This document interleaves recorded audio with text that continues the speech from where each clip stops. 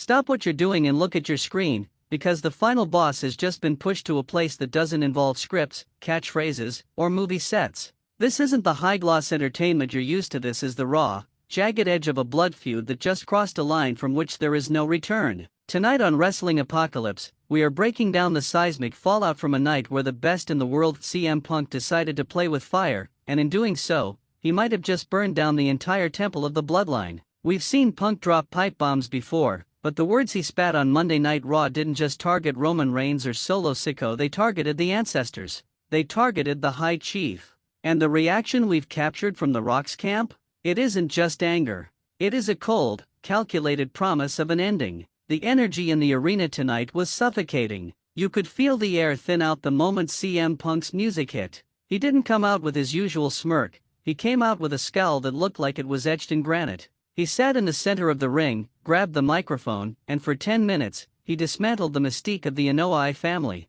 He mocked the Bloodline branding, calling it a corporate marketing tool, but then he went deeper. He brought up the late, great High Chief Peter Maivia. He looked into the hard camera and told The Rock that his uncle would be ashamed of the Hollywood ego that has replaced the family's honor. The silence in the arena was terrifying. You could hear a pin drop because every fan in that building knew you can talk about the titles, you can talk about the matches, but you never, ever talk about the blood. The cinematic quality of the segment shifted the moment the cameras cut backstage. While Punk was still in the ring, soaking in the mixed boos and shocked gasps of the crowd, our sources at Wrestling Apocalypse were monitoring the production monitors near The Rock's private locker room. We are told that the final boss didn't scream. He didn't throw a chair. He simply stood up, walked to the screen, and stared at CM Punk's face with a look of predatory stillness that was far scarier than any shout. The Rock's security team, the Bloodline enforcers, immediately moved to seal off the hallway. Michael Cole was on commentary, his voice trembling, saying, "Punk has gone too far. He's poked the dragon, and the dragon isn't in a wrestling ring, he's in the boardroom." Let's talk about the fan perspective, because the IWC is currently a war zone. Half the fans are praising Punk for having the balls to say what everyone else is thinking, that the Bloodline has become a shadow of its former self. But the other half? They are genuinely worried for Punk's safety. We saw a viral clip of a fan in the third row, a guy wearing a classic Rock shirt, who looked like he wanted to jump the barricade himself. The humor in the situation, if you can call it that, was seeing the social media managers for the WWE frantically trying to scrub some of the more personal insults from the livestream. But once the bell is rung, you can't unring it. Punk didn't just light a fuse, he sat on the powder keg and dared someone to strike a match. Backstage insights tell us that Roman Reigns was reportedly livid, but it was The Rock who took control of the situation. We've heard that a private memo was sent to the writer's room within minutes of the segment ending, stating that the final boss would be handling all future interactions with CM Punk personally. One producer told us anonymously, the mood shifted from a sports entertainment show to a family vendetta. When you bring up the High Chief, you're not talking to the character, you're talking to the man who carries that legacy on his back. The locker room was a ghost town. Even the superstars who usually have something to say were keeping their heads down. Nobody wants to be the collateral damage when The Rock decides to lay the smackdown on someone's soul. The stakes for the next Premium Live event have just been catapulted into a different dimension. This isn't about the World Heavyweight title anymore. This is about the mana. This is about the fact that CM Punk has insulted the foundation of a wrestling dynasty that dates back over half a century. The consequences are going to be felt in every punch, every promo, and every backstage segment from here to WrestleMania. We saw The Rock's latest social media post a simple, black and white image of his uncle with the caption, "Some debts are paid in blood." The message couldn't be clearer. Punk thinks he's playing a game of chess, but The Rock is playing a game of survival. The pacing of the night was a masterclass in tension. After Punk's promo, the show didn't just go back to normal. Every commercial break was punctuated by a flicker of the Bloodline logo. Every match felt like an undercard for the inevitable confrontation. When the main event ended, the lights didn't just go up. They turned a deep, bruised purple.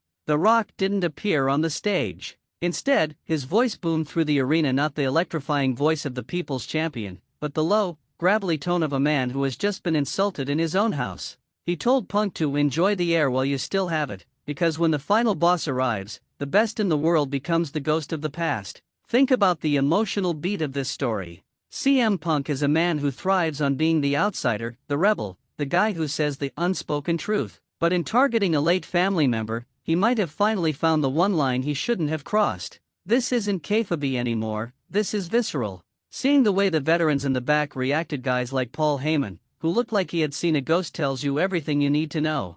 Heyman knows better than anyone what happens when the Anoa'i family feels their honor is at stake. He didn't even try to defend Punk's words, he just looked at the floor and walked away. The cinematic storytelling here is what we live for on Wrestling Apocalypse. We are moving away from the vision and the nightmare and into an era of dynastic war, where the most important thing isn't the gold around your waist, but the name on your birth certificate. Punk has bet his entire career that he can outtalk the most charismatic man in the history of the business. But The Rock doesn't need to talk anymore. He has the power, he has the money, and he has the bloodline behind him. As we look toward next week's Raw, the questions are piling up like a multi-car wreck. Will The Rock show up in person to confront Punk? Will Roman Reigns allow his cousin to take the lead, or will the tribal chief demand the first crack at the voice of the voiceless? And what about the fans? Chicago is going to be a madhouse. The atmosphere is going to be so thick you could choke on it. The apocalypse isn't a theory anymore, it's the reality that CM Punk created when he opened his mouth and let those insults fly. So, Wrestling Apocalypse family,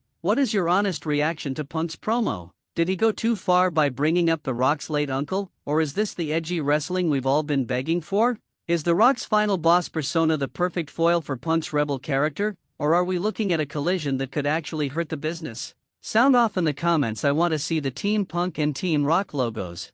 I want to know who you think wins the battle of the microphones and, eventually, the battle in the ring. If you felt the ground move tonight, and if you're ready for the most personal rivalry in the history of the modern era, then you know what to do. Smash that like button until it breaks. It tells the algorithm that the apocalypse is the only voice that matters when the final boss is on the warpath. Subscribe to Wrestling Apocalypse and hit that notification bell, because we are going to be providing 24/7 coverage of this feud. We've got eyes on the private jets and ears in the locker rooms. Would you like me to do a full family history video, breaking down the legacy of the High Chief and why this insult was so devastating? Let us know in the comments.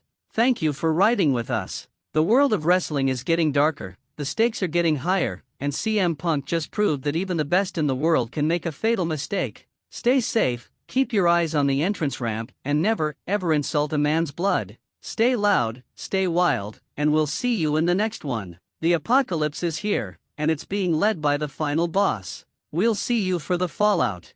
Stop what you're doing and look at your screen, because the final boss has just been pushed to a place that doesn't involve scripts, catchphrases, or movie sets. This isn't the high-gloss entertainment you're used to. This is the raw, jagged edge of a blood feud that just crossed a line from which there is no return. Tonight on Wrestling Apocalypse, we are breaking down the seismic fallout from a night where the best in the world CM Punk decided to play with fire, and in doing so, he might have just burned down the entire temple of the Bloodline. We've seen Punk drop pipe bombs before, but the words he spat on Monday Night Raw didn't just target Roman Reigns or Solo Sikoa, they targeted the ancestors. They targeted the High Chief. And the reaction we've captured from The Rock's camp? It isn't just anger. It is a cold, calculated promise of an ending. The energy in the arena tonight was suffocating. You could feel the air thin out the moment CM Punk's